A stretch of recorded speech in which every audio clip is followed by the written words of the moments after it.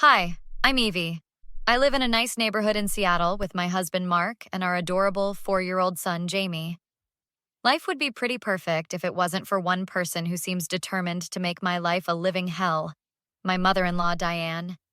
Sunday dinners at our house have become a battlefield. Last weekend was no different. I was in the kitchen preparing dessert when Jamie came running in. "Mommy, can I have some juice?" "Not right now, buddy. Dinner's almost ready and you already had some earlier." I heard footsteps behind me and turned to see Diane standing there with a glass of apple juice. "Oh, let him have some. A growing boy needs his vitamins." "Diane, I just said no. He's had enough sugar today." She rolled her eyes and handed Jamie the juice anyway. "Your mommy worries too much. Grandma knows what's best." My blood was boiling, but I kept my cool in front of Jamie. I waited until he ran back to play with his trucks in the living room. "Please don't undermine me like that. When I say no to something, I need you to respect that. I'm just trying to help. You're too strict with him. Children need freedom to grow." Mark walked in, completely oblivious to the tension. "Everything okay in here?" "Your mother just gave Jamie juice after I told him no." Mark shrugged. "It's just juice, Evie. Not a big deal." "That's not the point, and you know it." Dinner was painfully awkward. Diane kept making passive-aggressive comments about Jamie's behavior. "He's so fidgety at the table. Maybe he needs more structure at home." "His hair is getting so long. Don't you think he needs a haircut, Mark? I noticed he's still using sippy cups sometimes. Isn't he too old for that?" After dinner, while Mark was helping Jamie with his bath, I called my best friend Tara. "I swear, Tara, I'm going to lose it one of these days." "What did the witch do now?" "Same old stuff. Criticizing everything I do, undermining me in front of Jamie." "You need to start documenting this, Evie. Keep a journal of every incident. Take pictures if you can. You never know when you might need proof of her behavior." "You really think it could get that bad?" "Better safe than sorry. Trust me." The next day, Diane stopped by unannounced, again. She brought a toy for Jamie that I had specifically said I didn't want him to have. A tablet with games that were too advanced for him. When I tried to explain this to Mark later that night, he just sighed. "You know how my mom is, Evie. She's just trying to help in her own way. She loves Jamie." "It feels like more than that, Mark. The way she looks at me sometimes, it's like she thinks I'm not good enough." "You're being paranoid." The final straw came the following weekend. I overheard Diane talking to Jamie in the backyard. I was bringing out some snacks when I heard her words clearly. "You know, Jamie, you would be so much better off with me. Grandma could take such good care of you." My heart stopped. This wasn't just annoying mother-in-law behavior anymore. This felt dangerous. I froze in place, the plate of apple slices nearly slipping from my hands. I couldn't believe what I'd just heard. After Diane left, I told Mark what she'd said, but he brushed it off. "Mom's just being dramatic. She doesn't mean anything by it." 2 days later, Mark dropped a bombshell at breakfast. "The Singapore project needs me on site. I'll be gone for 2 weeks." 2 weeks? Can't someone else go? "This is a huge opportunity, Evie.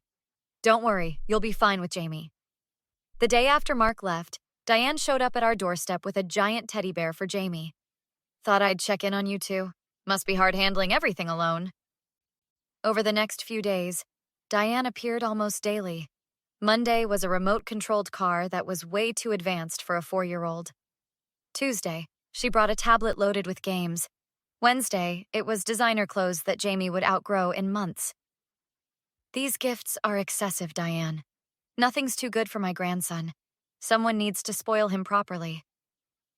I noticed her taking pictures constantly, of Jamie playing, of our living room, even of the inside of our refrigerator when she thought I wasn't looking. "What's with all the photos, Diane?" "Just memories, dear. Just memories."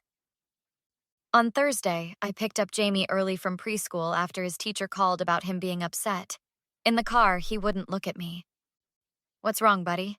"Grandma says you're not a good mommy." My hands tightened on the steering wheel. "What else did Grandma say?"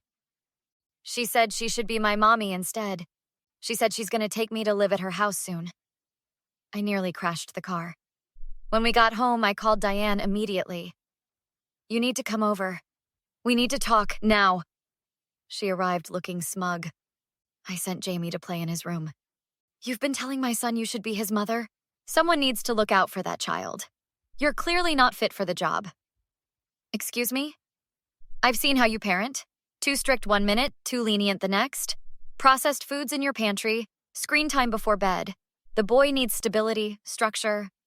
Get out of my house. Mark will see things my way. He always does." After she left, I called Mark in Singapore. I could hear the disbelief in his voice. "Mom would never say that. You must have misunderstood. Your son told me directly that she wants to be his mommy. How is that a misunderstanding? You're overreacting. Let's talk when I get back." I called Tara in tears. "She's planning something, Tara. I can feel it. You need proof. Install cameras right away. Document everything." The next day, I had cameras installed in our living room, kitchen, and front hallway. I started keeping detailed notes of every interaction with Diane. That weekend, Diane insisted on taking Jamie for ice cream. When they returned, Jamie ran to his room while Diane lingered at the door. He had a wonderful time with his real family. After she left, I went to organize some paperwork for Jamie's upcoming doctor's appointment. I opened the filing cabinet where we kept all his important documents. The folder was lighter than it should be. Jamie's birth certificate was gone. So were his medical records, immunization history, and the custody agreement Mark and I had signed when we got married, as Jamie was from my previous relationship. My heart pounded in my chest as I tore through the cabinet. Everything important was missing, and I knew exactly who had taken them. I opened the door to find Diane standing there with a man in a suit and 2 police officers. "Mrs. Mitchell, I'm Officer Patterson. We're here regarding an emergency custody order for Jamie Mitchell." Diane smiled smugly. "I tried to warn you." The man in the suit handed me papers. "I'm Gregory Wells, Mrs. Faulkner's attorney. We've filed for emergency custody based on evidence of neglect." "This is ridiculous! You can't take my son!" "The paperwork is in order," Officer Patterson said. Diane pushed past me. "Jamie, Grandma's here to take you home." Jamie came out looking scared. "Mommy, what's happening?" "Nothing, baby. Go back to your room." Diane lunged toward him. "Come with Grandma now." I blocked her. "Don't touch him." She shoved me against the wall. "You've never been fit to be his mother." Our neighbor Rachel appeared at the door. "Everything okay? I saw that woman push you. She assaulted me. Check the security cameras." Officer Collins looked uncomfortable. "Maybe we should review this before proceeding." I pulled up the camera app. "I have footage of her threatening to take my son." After watching, Officer Patterson turned to Gregory. "There seems to be some discrepancy here. She stole my son's documents from my filing cabinet, too." "Check her purse," I demanded. When they searched her bag, they found everything: Jamie's birth certificate and medical records. Later that night, Mark called. "What's going on? Mom said you had her arrested." "She tried to kidnap our son with fake custody papers." "That can't be true." "I'm sending the security footage. Watch it." 20 minutes later. "Oh my God, Evie. I had no idea. I'm booking a flight home tonight." The next morning, we met with attorney Caroline Mendez. "Your mother-in-law has been building this case for months. The photos she took were to document what she claimed was an unsafe environment." "Can she get away with this?" Mark asked. "Not with your evidence, but there's something else." Caroline pulled out a folder. "This isn't her first attempt. There's a sealed case from 7 years ago involving your ex-girlfriend Lisa and her daughter." Mark's face went pale. "Lisa moved away suddenly. Mom said she was unstable. Your mother tried to get custody of Emma using identical tactics. Lisa fled the state." "How did I not see this?" Mark whispered. "Manipulators are good at hiding their true nature," Caroline said. "We need to prepare for court. Gather everyone who's witnessed her behavior. The preschool teacher, your friend Tara, your neighbor. We'll need statements from all of them." "We won't run," I said firmly. We're going to fight." The courthouse was packed when we arrived for the hearing. Diane sat at the opposite table with her attorney, looking confident. "Don't worry," Carolyn whispered. "We've got this." When Diane took the stand, she painted herself as a concerned grandmother. "I only wanted what was best for Jamie. My daughter-in-law is simply not equipped to handle a child with such special needs." "Special needs?" Caroline approached her. "What special needs does Jamie have exactly?" "Well, he's highly sensitive.